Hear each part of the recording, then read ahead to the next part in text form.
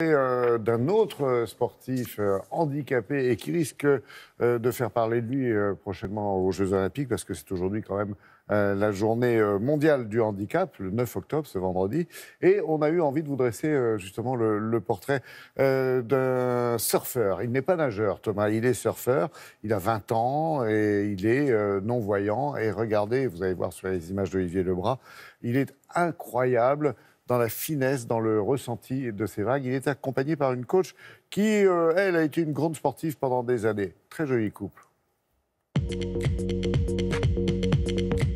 À l'âge de 10 ans, Thomas a perdu la vue à cause d'un accident vasculaire cérébral. Malgré son handicap, il s'est mis au surf depuis 5 ans. Quand j'étais au collège, il y avait un collègue qui surfait, qui m'a parlé d'une association, l'Association nationale Handisurf.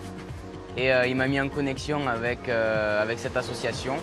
Et de là, on a fait une session, puis j'en ai fait 2, puis 3, et j'ai jamais décroché le surf. Allez, go!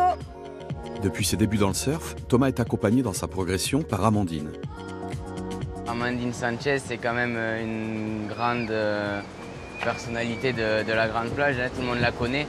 Elle est championne de France, elle a été plus de 10 ans sur le tour professionnel.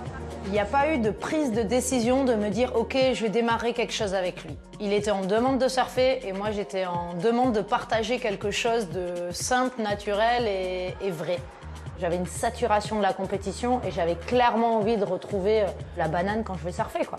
Et Tom, c'est ce que j'ai vu en premier chez lui, donc c'est ce qui m'a plu.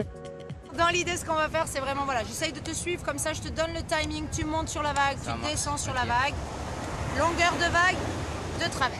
Ça roule. Avant de rentrer dans l'eau, on va prendre un peu de temps pour qu'elle me décrive le plan d'eau en fait.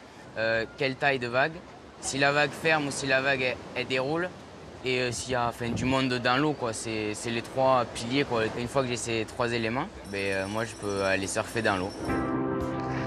Il a tous les sens qui sont archi développés, c'est impressionnant. Des fois, il est sur la vague. Au début, je surfais toutes les vagues avec lui. Maintenant, il prend des vagues tout seul ou juste je le guide au départ et ensuite il surfe sa vague.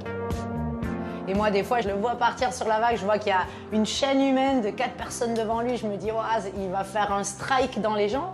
Et puis, il arrive et tu sais pas comment, il va éviter tout le monde, il va zigzaguer. Et moi, j'ai pris 5 ans en 1 seconde. Et lui, ça s'est super bien passé. Donc, tu te dis, mais comment il l'a fait? En fait, c'est au feeling. Un feeling et une persévérance qui l'ont conduit tout droit en mars dernier au championnat du monde de parasurf à San Diego.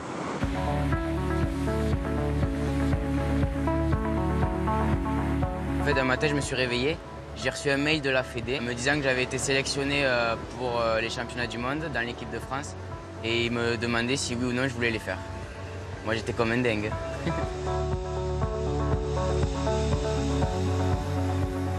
J'ai toujours fait du sport, en fait, depuis petit. Et après mon accident, je ne me voyais pas arrêter le sport. Parce que le sport, c'est quand même au-delà de garder la forme, avoir une bonne condition physique. Le sport, c'est s'ouvrir au monde, c'est s'ouvrir aux gens.